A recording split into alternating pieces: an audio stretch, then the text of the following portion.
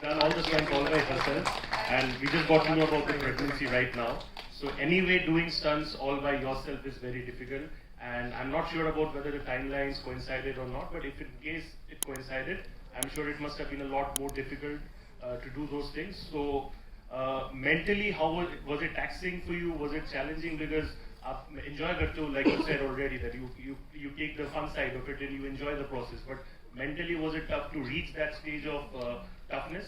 And then I have a question for Aditya as well. Only if I could write thesis on it. How I felt.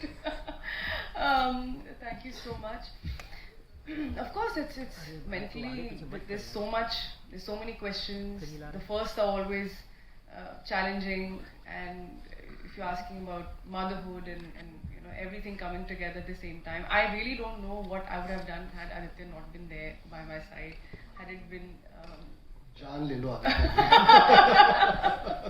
and Lokesh Bhaiya, everybody. I mean, it was of course a home production, but you're part of something. There's a sense of responsibility as an actor, and credibility as an actor, that you have to consistently be at it. Of course, we took precautions. That's also not a time where you tell everybody, that okay, this is what's going to happen. It's something which is no kept secret, right? And but luckily, most of the stunts and the whole training bit, it was very rigorous training for weeks. As I already mentioned, very thankful to Keshav sir and Bhushan sir. He also took us to NSG here in Mumbai, and my God, that has to be one of the best days of my life, where you actually got to fire live, and I came out looking red like an apple. And they said, "What happened?" I said, "I don't know. I really enjoyed firing those shots."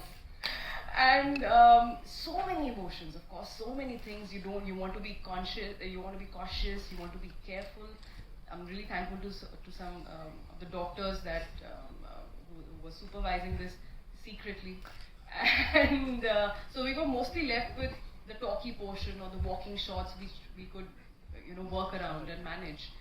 But all in all, as he said, this was almost felt like more than surreal. Like, your baby is also part of this whole thing. There were always two of us putting that effort, two of us walking, two of us saying those lines. One, if I'm rehearsing, I'm sure the baby is listening, and I'll never.